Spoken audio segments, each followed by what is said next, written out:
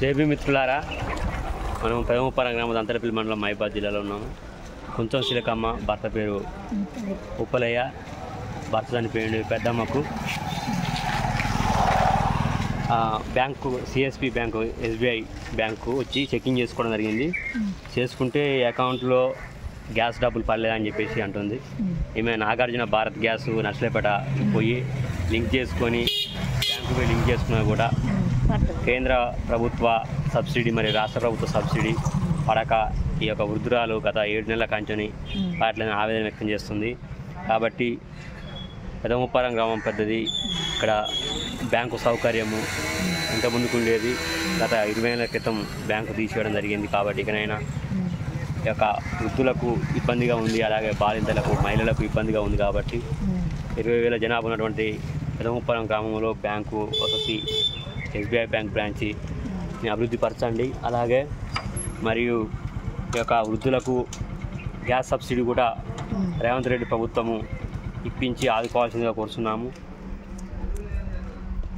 ఎందుకంటే వృద్ధులకు చాలా టాబ్లెట్స్ కోసము, మెడిసిన్ కోసము డబ్బులు అవసరం ఉంటాయి. కాబట్టి ఎక్కడైనా మీరు ఇలాంటి వృద్ధుల యొక్క ఇబ్బందులు పడకుండా గ్రామానికి ఒక 2-3 వాలంటీర్ వ్యవస్థను ఏర్పాటు చేసి, మీ కాంగ్రెస్ పార్టీ వాళ్ళనే ఏర్పాటు చేసి వారి ద్వారా ఇటువంటి పేదలకు గ్యాస్ డబ్బులు, రైతు బంధు, రైతు రుణమాఫీ లాంటివి చేయడానికి వాలంటీర్కి కూడా అంతో ఇంతో సహాయం చేసి వారిని ఏర్పాటు చేయాలని కోరుతున్నాము.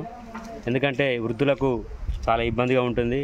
వాళ్ళకు ఎక్కడికి పోయి అడగాలనో తెలవట్లేదు. కాబట్టి మరియు గ్యాస్ ఏజెన్సీలు కూడా కొంచెం స్పందించి వారికి ప్రతి నెల గ్యాస్ ఇంటికి వచ్చేటట్టుగా చేయండి అని కోరుతున్నాం బహుజన సమాజ్ పార్టీగా. ఎందుకంటే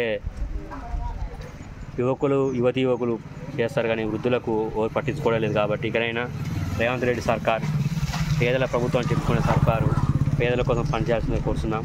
ఇలాంటి వృద్ధులకు దీపం గ్యాస్ సిలిండర్ కూడా ఫ్రీగా ఇచ్చి వారి యొక్క మహిళల యొక్క ఆరోగ్యాన్ని కాపాడాల్సిందిగా కోరుతున్నాం. జై భీమ్, జై భారత్.